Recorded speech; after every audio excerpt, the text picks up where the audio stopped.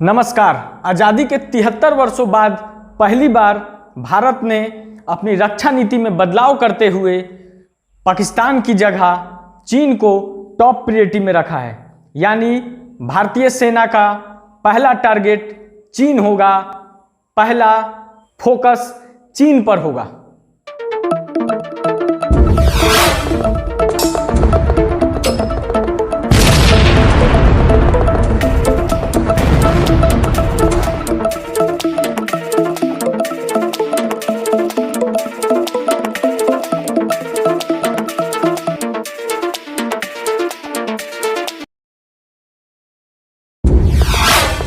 भारत और चीन के LAC line of actual control पर चीन ने लगभग 2 लाख जवान तैनात किए हुए थे, जिसके जवाब में भारत ने भी अपने 2 लाख भारतीय सैनिकों को तैनात कर दिया है।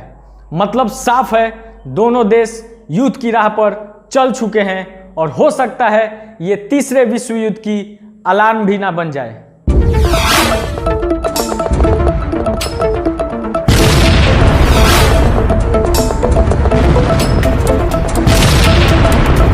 भारत ने यह कदम एकाएक नहीं उठाया है, बल्कि समय की यही मांग है, यही डिमांड है।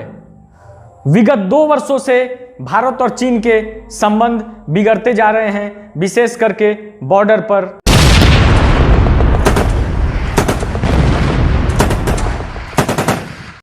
मैंने अपने पिछले कई वीडियो में इसका जिक्र भी किया है।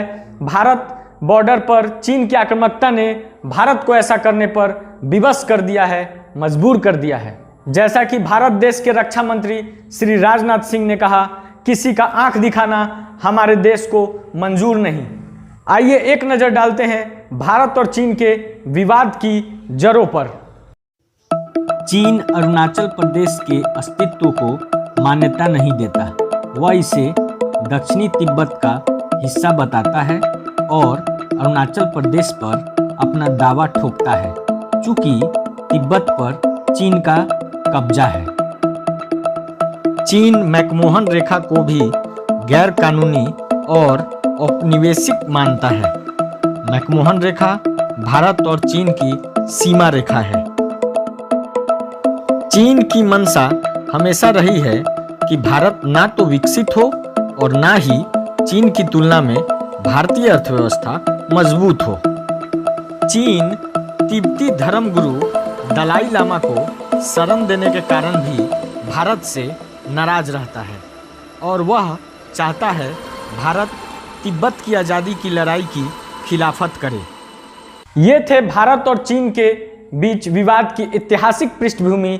पर इन सब के अलावा चीन अपनी विस्तारवादी नीति के तहत भारत के बॉर्डर्स पर लगातार घुसपैठ और आक्रामकता की नीति अपनाए हुए है। आइए इस पर भी एक नज़र डालते हैं।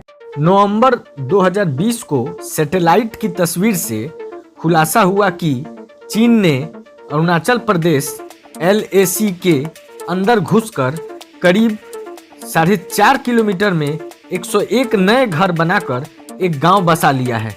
यह गांव अरुणाचल प्रदेश के सुबनसिरी जिले में बताया जा रहा है। भूटान सीमा पर डोकलाम क्षेत्र में चीन ने जबरन सामरिक महत्व की सड़क बना ली। भूटान की सीमा में 2 किलोमीटर भीतर घुसकर गांव बसा लिया।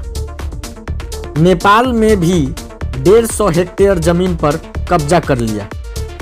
सुबनसिरी जिले को लेकर कई बार सशस्त्र संघर्ष किया। लद्दाख के गलवान घाटी में भी सशस्त्र संघर्ष किए। पाक अधिकृत कश्मीर से भी भारत को चीन परेशान कर रहा है। भारतीय सीमाओं पर लगातार चीन रेल लाइन, सड़क एवं बांधों का निर्माण कर रहा है, जिसमें उसने सफलता भी पाई है। इस पर एक विशेष वीडियो में मैंने चर्चा भी की है।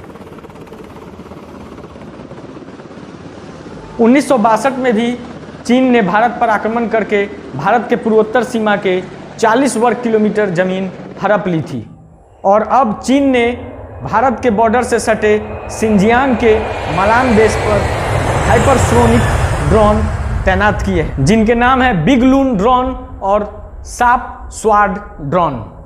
इसका भी खुलासा सैटेलाइट यानी उपग्रह की तस्वीरों से ही हुआ। चीन की ज़्यादातर तैयारी और तैनाती पूर्वी लद्दाख में है।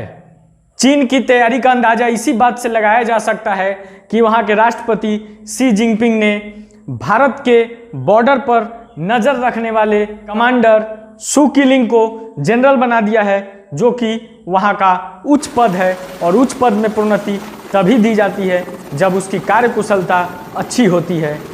निसंदेह चीन ने अब तक भारत पर सफलता ही हासिल की है। ऐसे में भारत को अपनी रक्षा नीति तो बदलनी ही थी।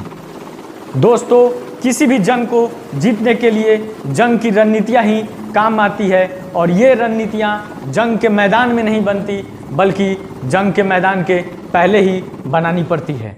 युद्ध को जीतने के लिए सीमा की भौगोलिक स्थिति, टेरेन को जानने वाली रणनीति बहुत ही महत्वपूर्ण होती है, वरना अमेरिका को वियतनाम से, रूस को अफगानिस्तान से और जर्मनी को सोवियत संघ से हार का सामना नहीं करना पड़ता।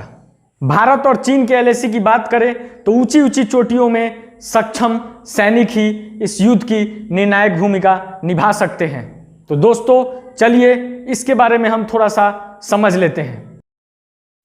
ऊंची ऊंची चोटियों का अर्थ है 9 से 15,000 फीट से भी अधिक की ऊंचाई। ऐसे स्थान पर कोई भी सैनिक बिना उपयुक्त प्रशिक्षण के युद्ध नहीं लड़ सकते हैं। सैनिकों को यहाँ के क्लाइमेट यानी जलवायु या वातावरण के अनुकूल ढलना पड़ता है। साथ ही जिस स्थान पर जंग लड़ा जाना है उस स्थान की समुचित सतही जानकारी सैनिकों को होनी चाहिए। आज के इस वीडियो में इतना ही दोस्तों, मिलते हैं अगले वीडियो में। जय हिंद।